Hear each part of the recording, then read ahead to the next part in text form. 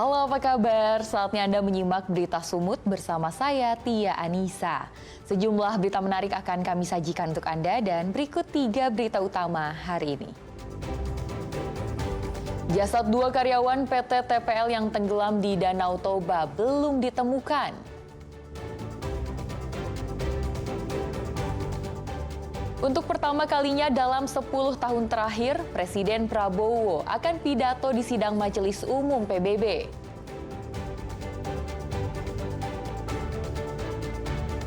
Pekerja migran ilegal jadi kaki tangan sindikat peredaran narkoba jaringan Malaysia Indonesia.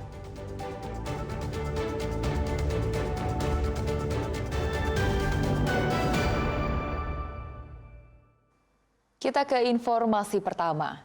2 orang karyawan PT TPL Sigalingging, Kabupaten Dairi yang diketahui bernama Jendri Pardede bersama rekannya Owen Siregar tenggelam di Danau Toba, tepatnya di Alur Tano Ponggol, Kecamatan Pangururan, Samosir.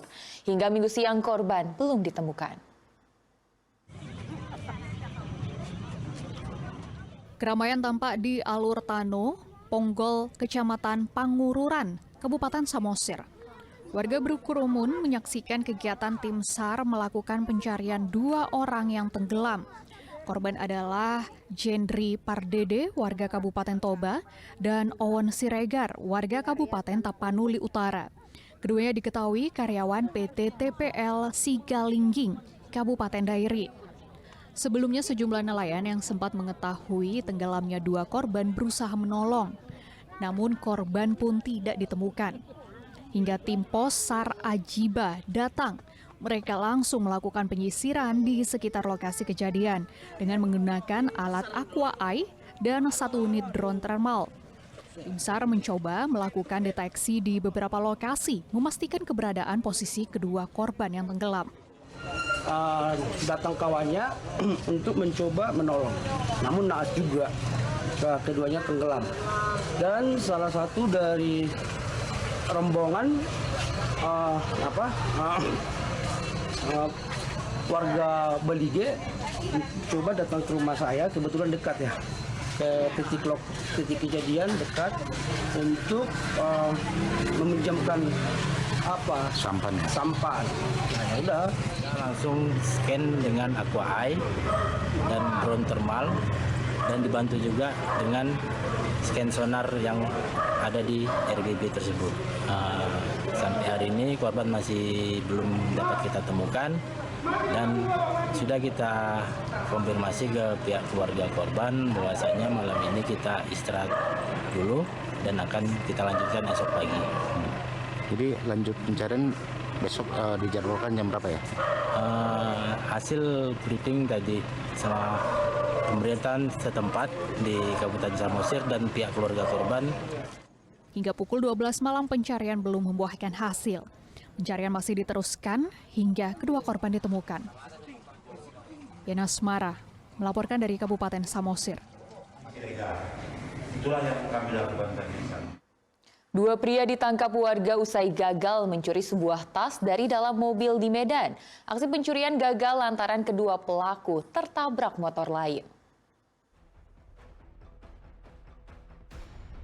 Dalam rekaman kamera pengawas, terlihat 2 pria mencuri sebuah tas setelah memecahkan kaca mobil yang terparkir di Jalan Mojopahit, Medan Petisah, Kota Medan, Sumatera Utara. Namun saat hendak kabur, motor pelaku menabrak motor box yang datang dari arah berlawanan. Sontak warga yang geram langsung menyerang dan menangkap kedua pria tersebut. Kedua pelaku lalu diserahkan ke Mapolsek Medan Baru. Yang duduk di warung ini jadi paling lari dia ke sana, ditabraknya, dengar lewat. Nah, jadi jatuh di situ, yang satu kabarnya satu lari ke sana. Berapa orang, Pak? Di sana 2 orang. Keduanya kini ditahan di Mapolsek Medan Baru dengan barang bukti tas curian milik korban yang hanya berisikan sapu tangan. Jalan Mojopahit merupakan sentra oleh-oleh makanan khas Kota Medan yang menjadi tempat singgah para wisatawan. Namun para pelaku kriminal juga kerap beraksi dengan beragam modus, diantaranya pecah kaca mobil dan jambret. Tuti Alawiyah Lubis melaporkan dari Medan. Dua personel Satlantas Polrestabes Medan diduga melakukan pungutan liar terhadap pengendara di Jalan Sudirman, Medan.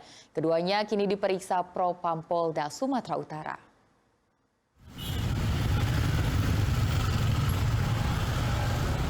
Polisi lagi-lagi jadi pusat perhatian. Kali ini ada dua personel Satlantas Polrestabes Medan diduga melakukan pungutan liar terhadap pengendara di Jalan Sudirman, Medan.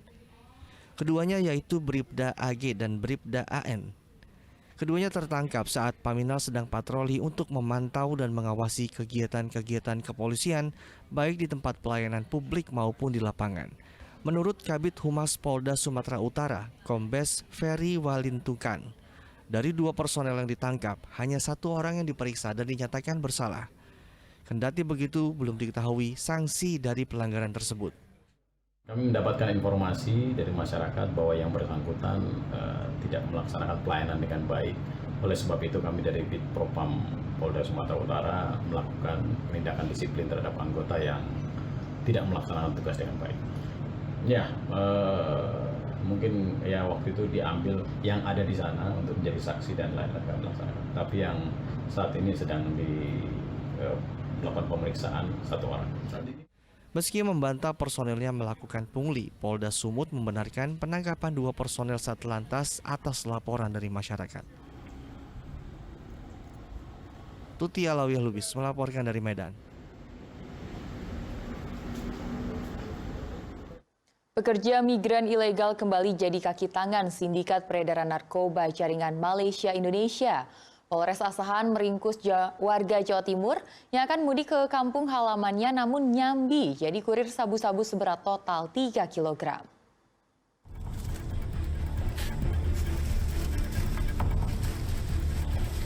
Satuan Reserse Anti Narkoba Polres Asahan meringkus seorang pria berinisial M, warga Sampang, Madura, yang baru tiba di tanah air. Pekerja migran non-prosedural lagi-lagi mendekam di Bui, bukan karena bekerja di luar negeri tanpa dokumen yang sah, melainkan karena jadi kurir narkoba. M ditangkap di Kecamatan Tanjung Tiram, Batubara bersama 3 kemasan plastik berwarna kuning berisikan serbuk sabu-sabu seberat total 3 kg. Sedianya tersangka pulang ke kampung halamannya setiba bekerja tanpa dokumen yang sah di negeri jiran. Namun tersangka tergiur upah pulang kampung sambil membawa barang haram lewat jalur laut. Penyelidikan awal, selanjutnya Kasat Narkoba memerintahkan tim untuk menuju lokasi yang diinformasikan tersebut, yaitu ke daerah perairan Tanjung Balai Asahan. Kemudian sesampai di sana tim ditemukanlah seseorang pelaku yang berinisial M sedang berdiri di depan SPO. Tim sudah yakin berdasarkan tersebut orang yang dimaksud dilakukan. Kepada penyidik, tersangka mengaku dimingi-mingi bayaran 220 juta yang dijanjikan oleh pengorder jika sabu-sabu yang dibawa itu sampai di tangan seorang pembeli berinisial AA. Calon penerima sabu-sabu berada di Madura. Tersangka dijerat dengan Undang-Undang Nomor 35 Tahun 2009 tentang narkotika dengan ancaman hukuman seumur hidup atau hukuman mati. Tuti Alawiyah Lubis melaporkan dari Asahan.